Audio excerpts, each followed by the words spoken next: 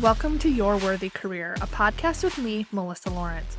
I'm a career and life coach with all the corporate cred in talent development and organizational psychology, and I help women like you get extraordinary results by being more you, not less.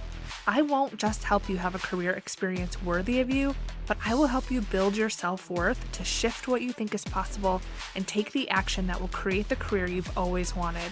Whether it's more meaningful work you're passionate about, making more money, getting to your next level, or being more effective as a leader, we are shattering the glass ceiling here, the one that exists for women at work and the one we put on ourselves with our doubt and inner critic. Each week, you will get practical teachings grounded in neuroscience and effective career development strategies. You'll experience deep mindset shifts and the perfect amount of woo so you can run your career with ease rather than your career running you. You were born for more, and I'm going to help you get there, with maybe a few dance parties along the way. Your up level begins now.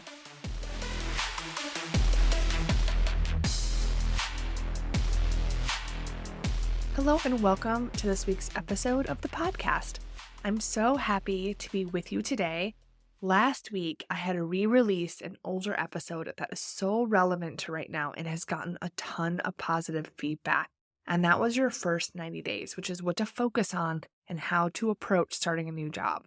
Re-releasing that episode was strategic and necessary.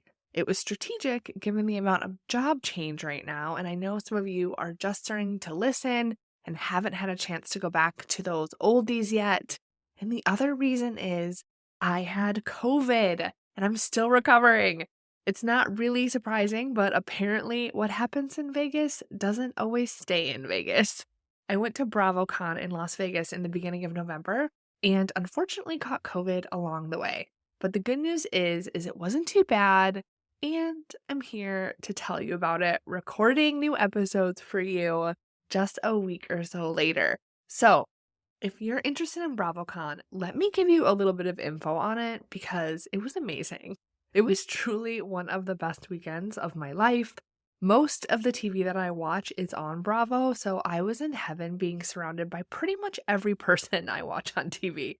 There were selfies, conversations, spicy margaritas. It was so much fun. Plus, there were panels, which were pretty much like live reunions where they bring together people from the same show or crossovers from different shows to take questions from the audience or play games. There were these TV experiences where you could film the intros of your favorite shows like you were on them. It was just a bunch of silly fun.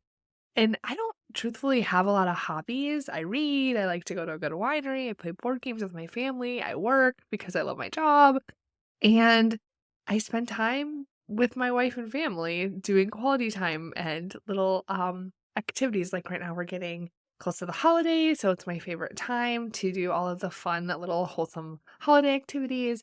But I don't crochet or play an instrument or play a sport, or there isn't a movie franchise like Star Wars that people get into and go all crazy about. So I've never been to a con or a big event surrounded by something so fun like Bravo with thousands of others who also love it, and I just found myself to be giddy. So I thought of recording a podcast when I was there at BravoCon, responding to what people were saying on the panels, and I even brought a travel mic to do this, but I didn't end up working at all. I was just really totally present and having so much fun, but it was exhausting. Think of like a really good work conference that you'd go to for 3 days all day, but then the content is super exciting and engaging and you can't get enough of it.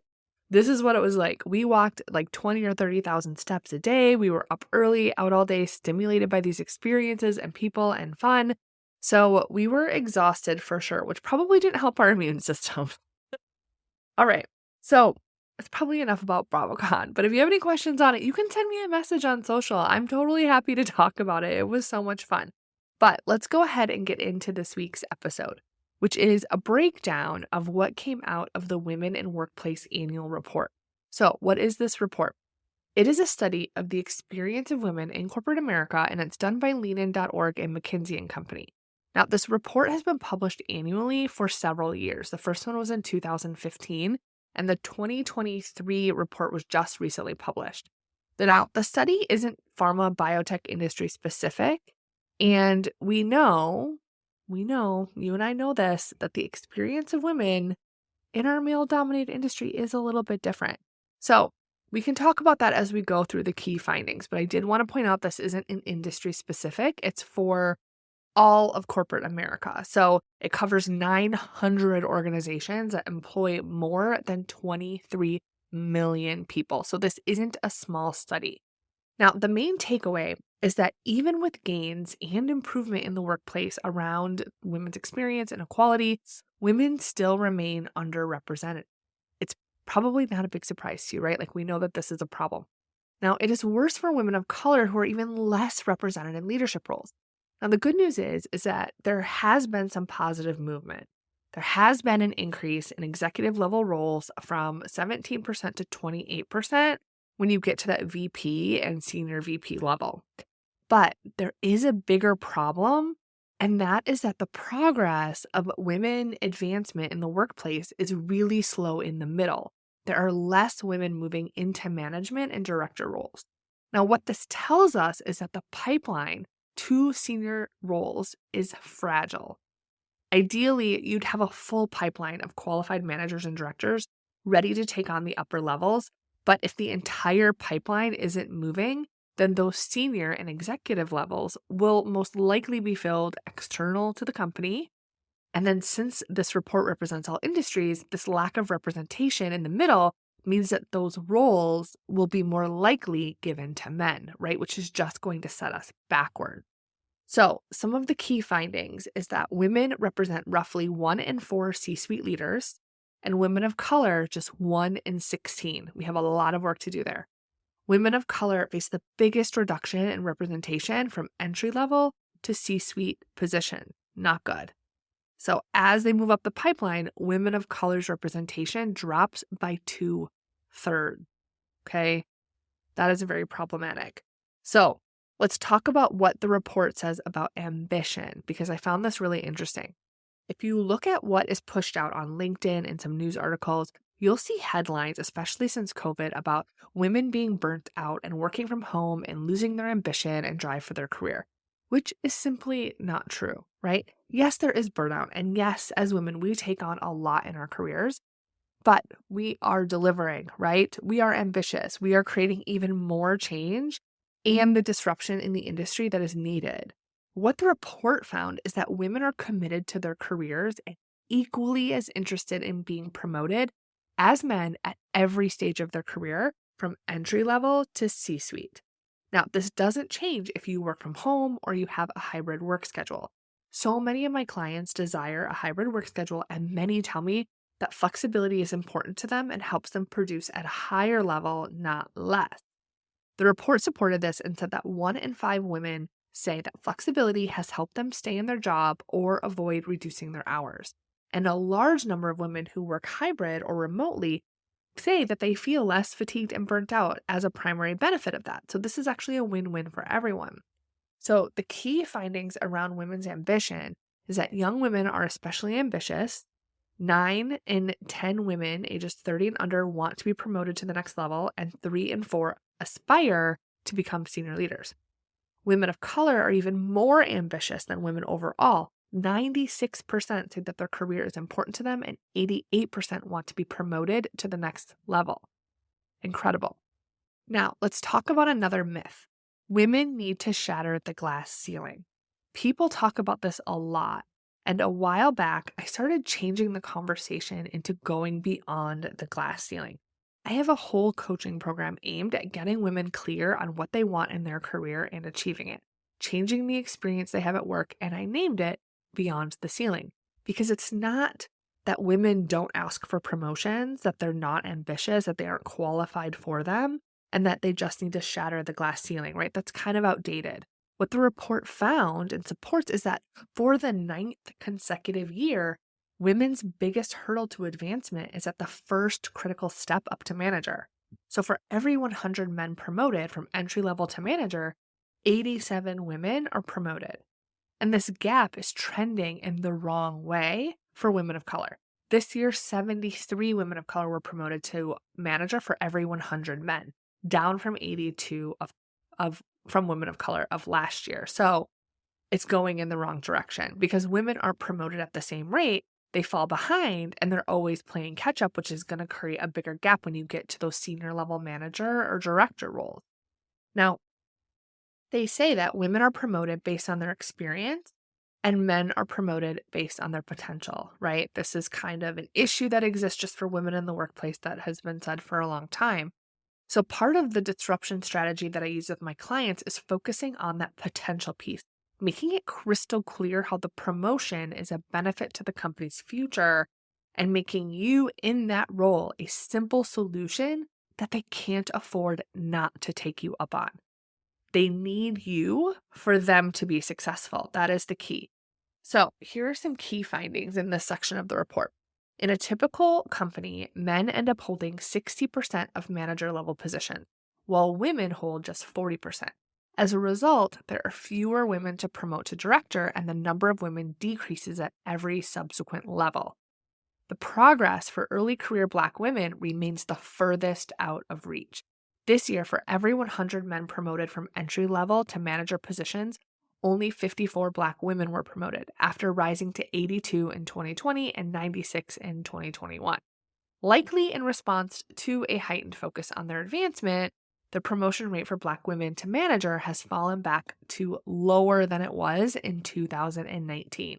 So what this tells us is with concentrated efforts, women can get ahead, but when those efforts fall to the wayside, so does the progress.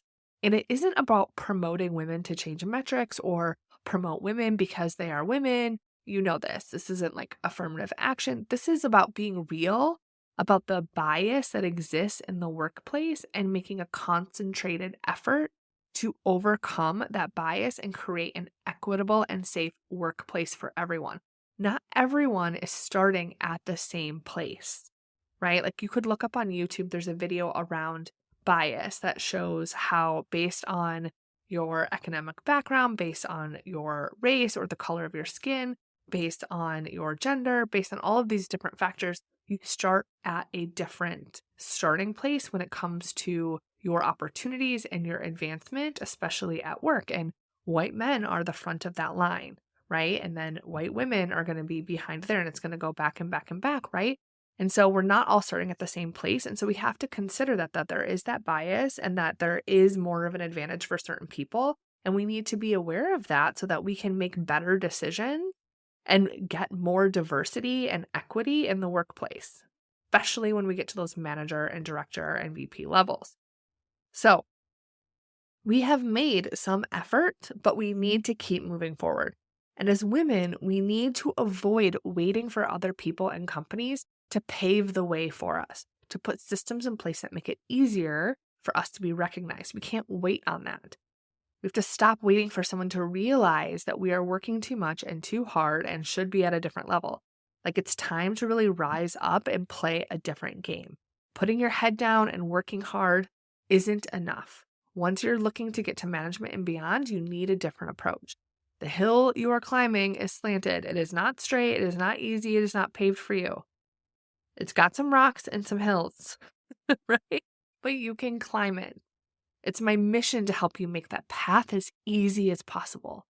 So if you want my help, reach out. There are really 3 ways that you can work with me outside of this podcast.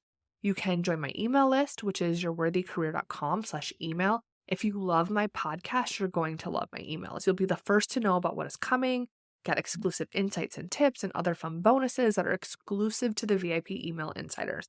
So just add your name at that link, which we'll put in the show notes for you, and you can unsubscribe whenever you want. I don't know why you would want to, but if you ever wanted to, I will stop emailing you. You can unsubscribe. But until then, I will help you by sending you messages to your inbox every week. Now, if you want to learn more about Beyond the Ceiling, which is my group coaching program I mentioned earlier, then join the waitlist. We're enrolling again February 16th, 2024. So you can learn more and add your name so you're the first to know when it opens up and get your hands on any exclusive bonuses. So you can do that at yourworthycareer.com/beyond. We'll put that link in there for you also. And if you're looking for help right now, if you're like, I want some high touch, personalized, private help right now. I don't want to wait until February. I don't want to be in a group. Then schedule a consultation for one-on-one coaching. So from time to time, I take on new one-on-one clients, can schedule a consultation to learn more about my process, and we can determine if we're a good fit to work together one-on-one. So there is help available to you.